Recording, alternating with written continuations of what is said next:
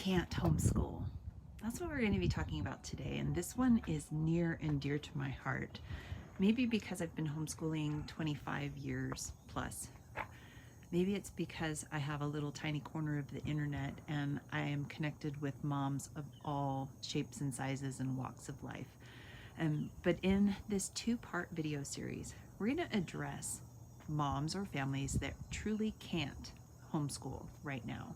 This may seem odd coming from A Better Way to Homeschool, but it's a real thing. There are times in your life, or maybe even your whole homeschool career, that you can't officially homeschool your kids. So we're going to talk about a few things. We're going to talk about why that is, and I'm going to give you 2 practical P words to focus on. And then in the next video, we'll talk about a plan and how to make the most of the time that you have. So let's dive in. Why can't some people homeschool? I have a couple homeschoolers that come to my mind, and I say homeschoolers, and you'll understand why by the end of this 2-part video series. One mom has a physical condition that renders it impossible for her to homeschool in the traditional sense of the word. So her kids attend a charter school, and she then works with them at home on fine-tuning their assignments and yada yada. I have another mom that just reached out to me via email, and where she is at, she legally is not allowed to homeschool her kids. They are required legally to go to a physical building, and she is just heartsick about it. So whether there are different situations in life that would render it impossible for some people to homeschool, and you may be one of those where you're like, Becky, I just can't homeschool right now. Maybe your spouse is not on board, and you want the happiness and the sanity in your home is more important than whether or not your kids are under your academic nose. Maybe it's that your health is shot, and so therefore you need to send your kids to school, or maybe you find yourself in a political, governmental type situation that makes it impossible. So that would be some of the whys. The most important thing, the first P that I want you to consider, is I want you to stay positive. Think about your kids for a second. Imagine that they're at school, and right before they get ready to go home, the teacher starts crying and starts telling them how sad she is, or he is, that they have to go home to be with you, that they would be much better off with her for the rest of the day, for the rest of their life, and that she's so sad and so sorry that they have to spend time with you. Okay, did you just feel the heat like rise up inside your flesh? That would be ridiculous. And in most cases, teachers have your children's well-being at heart. So you want to protect your kids, and you protect them from your own anxieties, your own frustrations, your own fears. And the way that you do that is by being positive. Say only good things about the school, the teacher, the classroom, within the earshot of your children. This is so important. Think about this for a second. You have your little 6, 7, 8-year-old, and you're packing them off to go to school, and you're crying, and you're frustrated, and you're griping because they have to go to public school, and that is just not right. And you let them go, and they go off on their merry way. Well, what message is that telling them? That the person that has their protection and their best interest at heart, or should, doesn't have control. And that's the wrong message. That will cause your kids to have anxiety. So I'm going to encourage you to stop crying and complaining and airing out all of your frustration in front of your kids if you are. I'm not saying that you are, but really, really guard that. Almost to the same degree that, and I'm not saying that this is your case, but almost to the same degree that if you were separated or divorced, that you would not be doing your children any good by tearing down your spouse, especially in their absence, or your ex-spouse. So number one, be positive. Number two, be all in. The P word is participate. Find a way to participate in your child's school and classroom. What does your teacher need? What does their teacher need? Do they need supplies? Do they need things cut and assembled? Can you volunteer to be a classroom mom, classroom dad, classroom mom?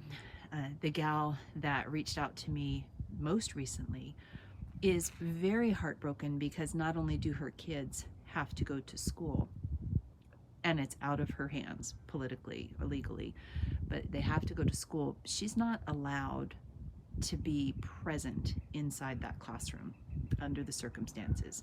And we can have opinions about whether that's right or whether or not we would tolerate that. However, this is a very real situation for her.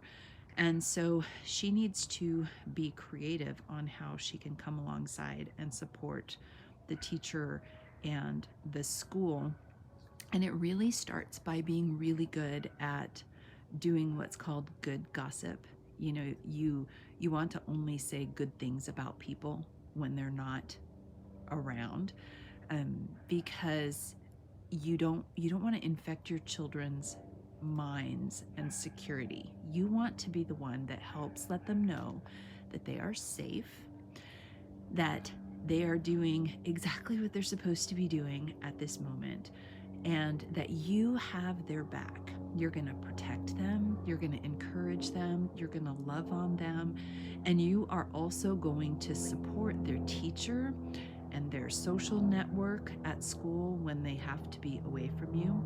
It's a big deal when you feel like you want to homeschool your kids, but for whatever reason you can't. That is a really, really big deal. I'm repositioning because my fingers are freezing because it's cold for some reason.